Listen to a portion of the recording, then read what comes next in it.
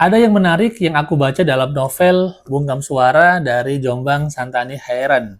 Jadi novel ini menurut aku genrenya adalah misteri, tapi dalam novel ini juga terdapat ya bau-bau politik dan juga komedi. Ada yang lucu-lucu juga dalam novel ini karena ada singkatan-singkatan yang lucu. Singkatan itu seperti Kete Gatal, Munaroh, yang mana itu merepresentasikan sebuah institusi yang ada di Negara Kesatuan Adat Indonesia atau NKL atau Nakal. Nah, teman-teman, kalau kita baca ya novel ini, kita akan melihat sebuah propaganda yang terjadi dan itu tuh mirip banget dengan salah satu negara yang ada di dunia ini. Nggak tahu apa nama negara itu ya. Tapi mirip, kalau aku lihat sih mirip ya.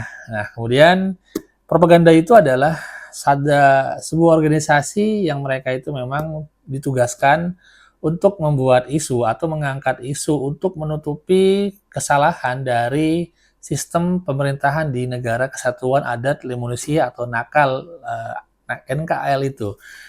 Mirip nggak ya? Jadi ketika ada masalah yang terjadi, tiba-tiba muncul berita-berita atau isu-isu receh yang mungkin ya nggak begitu bermanfaat, nggak ada faedahnya, tapi isu itu tuh menyebar kemana-mana, menjadi heboh, menjadi viral, dan orang-orang itu akan fokus ke isu itu dan melupakan permasalahan yang esensial, permasalahan yang ada di pemerintahan itu.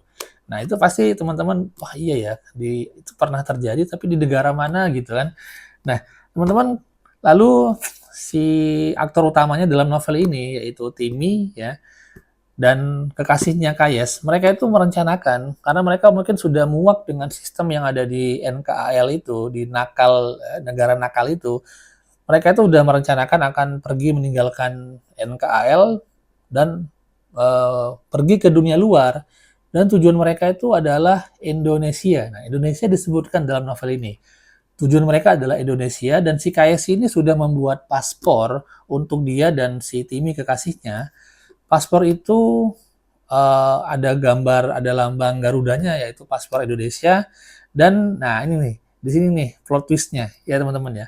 Di paspor itu Timi itu dituliskan kelahirannya adalah Padang.